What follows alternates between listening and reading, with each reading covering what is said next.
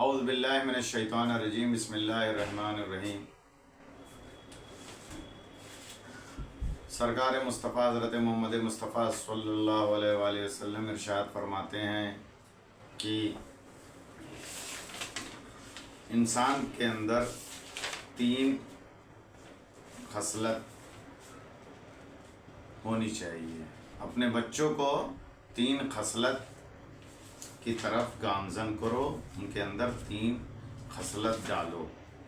ایک نبی کی محبت، ایک اہل بیت نبی کی محبت، اور ایک قرأت قرآن مجید۔ آج کا مسئلہ جو ہے وہ ہے وطن کے بارے میں، کہ بہت سے افراد ایسے ہوتے ہیں کہ جو ایک شہر سے دوسرے شہر جاتے رہتے ہیں، یعنی کسی شہر میں سال بھر رہے، کسی شہر میں 2 سال رہے، کسی شہر میں 5 سال، اور اس کے بعد پھر وہ دوسرے شہر کی طرف شفٹ ہو جاتے ہیں، یا جو لوگ سرکاری نوکر ہیں۔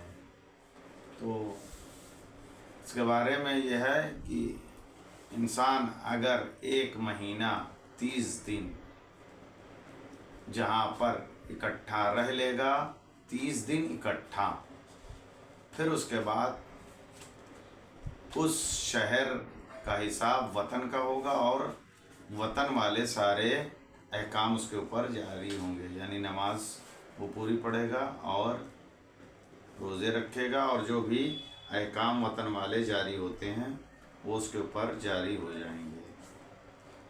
سورہ کوثر کے بارے میں گفتگو ہے کہ کوثر کیا ہے اور کوثر سے مراد کیا ہے۔ قربانی کے بارے میں گفتگو کی گئی ہے، اور دشمن ابتر ہے۔ سورہ کوثر جو شخص بھی واجب اور نافلہ نمازوں میں پڑھے گا تو خدا اس کو حوض کوثر پر سیراب کرے گا، اور اس سورہ کی تلاوت کرنے والا اور بیان کرنے والا نبی صلی اللہ علیہ وآلہ وسلم کے پاس توبہ کی بنیاد میں ہوگا۔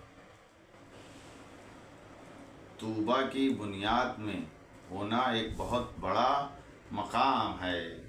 اعوذ باللہ من الشیطان الرجیم بسم اللہ الرحمن الرحیم۔ انا اعطیناک الکوثر فصل لربک وانحر ان شانئک ھو الابتر۔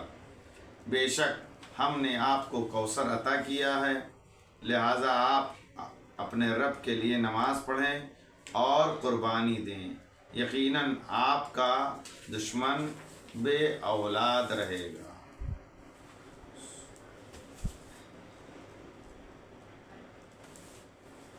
آج سورہ کافرون کے بارے میں گفتگو ہے، کہ جس میں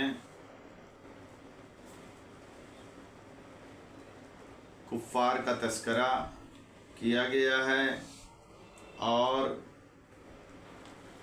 اس سورہ کو اگر پڑھا جاتا ہے تو 1/4 قرآن پڑھنے کا ثواب ہے۔ بسم اللہ الرحمن الرحیم۔ قل یا ایھا الکافرون لا اعبد ما تعبدون ولا انتم عابدون ما اعبد ولا انا عابد ما عبدتم ولا انتم عابدون ما اعبد لکم دینکم ولی دین۔ آپ کہہ دیجئے کہ اے کافروں، میں ان خداؤں کی عبادت نہیں کر سکتا کہ جن کی تم پوجا کرتے ہو، اور نہ تم میرے خدا کی عبادت کرنے والے ہو، اور نہ میں تمہارے معبودوں کی پوجا کرنے والا ہوں، اور نہ تم میرے معبود کی عبادت گزار ہو۔ تمہارے لیے تمہارا دین ہے اور میرے لیے میرا دین ہے۔ سورہ نصر افواج کے صورت میں داخل ہونا، اور اس سورہ کے پڑھنے کے بارے میں یہ ہے کہ جو واجب اور نافلہ نمازوں میں پڑھے گا تو خدا اس کو تمام دشمنوں پر فتح عطا کرے گا، جب وہ قیامت کے دن آئے گا تو اس کے ساتھ ایک تحریر ہوگی جو بول رہی ہوگی، جس سے خدا نے اس کی قبر میں اس کے درمیان سے نکالا ہوگا، جس میں جہنم کے پل سے امان لکھا ہوگا اور آتش جہنم سے امان ہوگا، اور جہنم کی خوفناک آواز سے وہ روز قیامت جس چیز کے پاس سے گزرے گا وہ اسے بشارت دے گی اور اسے ہر چیز کی خبر دے گی کہ یہاں تک کہ وہ جنت میں داخل ہو جائے گا۔ اور اس شخص کے لیے دنیا میں ایسے اسباب خیر مہیا ہو جائیں گے کہ جس کی اس نے تمنا بھی نہیں کی ہوگی، اور اس کے دل میں اس چیز کا خیال نہیں ہوگا۔ اسی لیے اس سورے کو زیادہ سے زیادہ واجب اور نافلہ نمازوں میں پڑھنا چاہیے۔ یہ ایک عظیم سورہ ہے اور انسان کو بلند مرتبہ بنانے والا سورہ ہے۔ بسم اللہ الرحمن الرحیم۔ اذا جاء نصر اللہ والفتح ورأيت الناس يدخلون في دين الله افواجا فسبح بحمد ربك واستغفره انه كان توابا۔ شروع کرتا ہوں خدا کے نام سے جو بڑا مہربان ہے۔